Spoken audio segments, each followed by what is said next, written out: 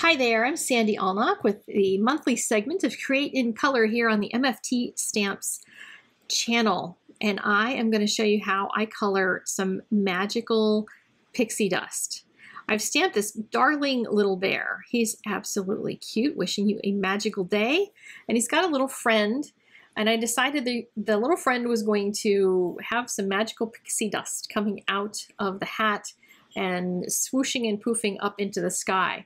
So I started with lighter yellows right around the bunny and then going out to darker and darker colors as I get out to the edge. Now you could decide to go from the outside to the inside, but I found that it was easier, and I generally find when I do these background scenes, and I do a lot of those, if you haven't seen them, go on Instagram and check out my Instagram. I try to post some crazy thing each day at least. But I decided I wanted to go from the inside to the outside. It's going to allow me to build up that color and build up the blends between each of those edges. It does take some time to do these, but what I just did here, and I do often, is color the background first, and then if I need to add a little bit more color to it, I can. And if I screw it up entirely, I haven't wasted all the time coloring the bear. So this allows me to play around with the background and see if I'm going to like it before I commit to coloring the rest of the image. So you can see I'm going round and round with a succession of colors. I go from darkest to lightest and then lightest to darkest and just try to keep layering on the edges. And notice that they're not perfect right now. I have some solutions for that, but I knew I was going to keep going back in and working on it. So I'm just getting it a little bit better each time, step by step. And then I jumped to, just for fun, I wanted to see what would happen if I put a really dark color on the outside. The more contrast you have in something, the more attention it's going to draw. So if I have really dark things all the way around the outside of the card, this pixie dust is really going to sparkle. So then I added some E08 coming in from that, just starting to bring lighter color toward the bunny.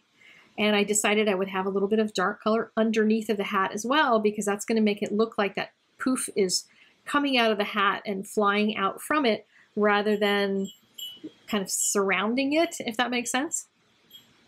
And then I threw some red in there. Just any one of the light reds will do to make that transition from those really dark reddish brown colors toward the oranges and yellows that I've been working with. And I'm slowly, as you can tell, shrinking the size of that pixie dust cloud. I'm just putting successive layer after layer after layer on this. It's going to go through the paper, so if you're stressed out about marker going through the paper, you're going to have to glue this down onto something because it's going to look ugly from the back, but that's how it goes. And I'm just going to keep going. I decided I was going to throw my background, or at least my ground, underneath in here just so I can see what it's going to look like compared to the background.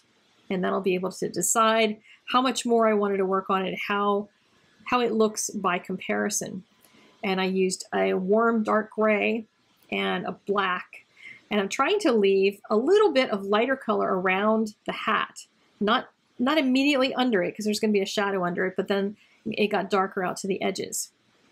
And now to finish off this magical pixiness, I'm doing dots. Now these are fairly big dots, and you want some variation in the size of dots, and then get slowly lighter in color. But just make sure you're not making it look like polka dots. You don't want too many of the dots really super visible. You just want them to be very soft, because if you make them too harsh, they're going to end up looking like giant blobs on your card. But here I'm trying to make them just look soft, like they're blending slowly into that background, and just a few of them are popping out. If you end up getting too much on some of them, then put a colorless blender dot on top of it. That's going to lighten it. And you can also then start doing colorless blender dots into that background color, which is going to make it look like those dots are flowing out from it, and it'll cover up any of those areas where your blending may not have happened really, really well. So this way your light dots are heading out from that edge and your darker dots are heading in from the outside edge to make that slow gradation. And that is good enough for right now that I feel good to color the bear. So I'm going to throw some color, some of this yellow color on the side where the pixie dust is coming from. That's going to shine on his face, and it'll really make it look like we've got some strong lighting going on because I've got that super strong highlight. So right now I'm just reserving that light space so I don't color over it, and letting my little bear start to be colored here, leaving those yellows in the highlight area. You could take a white pen and go in with them later, but it's a little easier to make it look like it matches everything, because it's not going to put a white glow on it. It's going to put a yellow glow on it because it's yellow, this really intense yellow pixie dust.